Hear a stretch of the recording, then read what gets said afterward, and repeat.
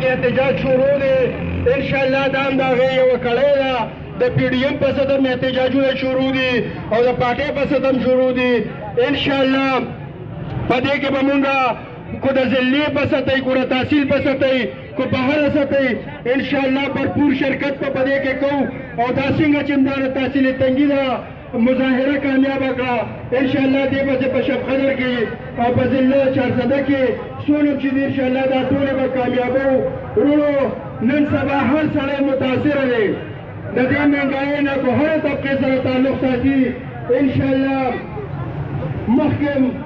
مخکم کو تاسو ګورئ په دې تنګي کې کو تاسو په یو سړک باندې ځئ هغه به د ملي رهبر جناب افتاب احمد خان شیرپو کارنامې کو تاسو هسپتال ته ورځئ هغه به د ملي رهبر جناب افتاب احمد خان شیرپو کارنامې د جناب سکندر حیات خان شیرپو کارنامه وي وروڼو کو تاسو بجلی ته وګورئ کو تاسو ګیس ته وګورئ کو تاسو په دې سیندونو کې د چڼوالونو ته دې پښتو ته د اربونو روپو کار په دغه لږ دور کې په دغه حکومت کې چې سوه لږ دور و لږی سوه خو د اربونو روپو کار پکې شوی دی او الحمدلله هغې باندې دا خلک مطمئن دي کوم سیلابونه چې به راتله کوم نقصانونه چې به یې کول انشاءالله هغه اوس نه کېږي وروڼو دا ظالم دا جابر حکومت انشاءالله دوی له به مونږ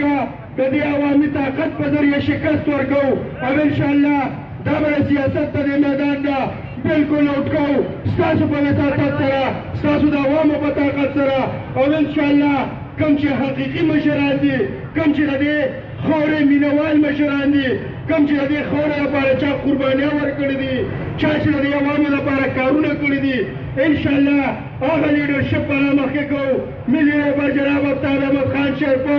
جناب سکندر حیات خان شیرپو انشاءالله دا به رامخکې کوو دي به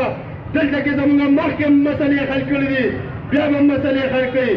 زه مشران ولاړ دي ډېر وخت نه هلم د ټولو مشرانو شکریه ادا کوم د نون لیګ د ملګرو د قومي وطن پارټۍ د ملګرو ډېره مهرباني چې څو پورې درته مشرانو نه ویلې نو تاسو به انشاءالله په دې ځای کې به ولاړې د ټولو مشرانو خبره واورو دوی ته وکړي بیا به ځو ډېره مهرباني والسلام